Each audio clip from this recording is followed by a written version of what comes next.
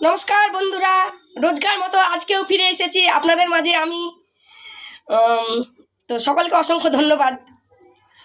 আজকের বিষয় প্রবল বমি এবং বমন।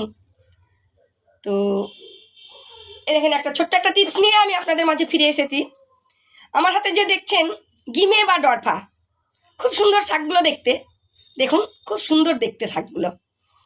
গিমে বা ডরফা একে অনেকেই সুন্দর শাক বলে থাকে, অনেকেই বলে থাকে গিমে বা ডরফা বা সুন্দর শাক। এটার নাম 3 ধরনের নামে একে ডাকা যায়।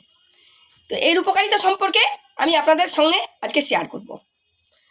তো এই যে এই প্রবল বমন মানে বমি, প্রবল বমিতে যারা খুব কষ্ট পাচ্ছে, এবার পাড়া গ্রামে বা মানে কিছু ভিতরে সাইডে যাদের হয়তো অনেক দূরে ডাক্তারখানা, তারা কি করবে? তো তাদের জানা থাকা খুব ভালো, এগুলো যেহেতু গুরুত্বপূর্ণ টিপস। তো এই গিমের পাতা তুলে এনে অল্প করে থেতো করে রস করে চিনি দিয়ে খাইয়ে দেন, তাড়াতাড়ি তাহলে বমি বন্ধ হয়ে যাবে। এবং গিমের শাক ভেজে ভাতের সঙ্গে খাওয়া যেতে পারে, গরম ভাতের সঙ্গে অল্প করে খাওয়া যেতে পারে, তাহলে আপনার সাথে সাথে বমি বন্ধ হয়ে যাবে।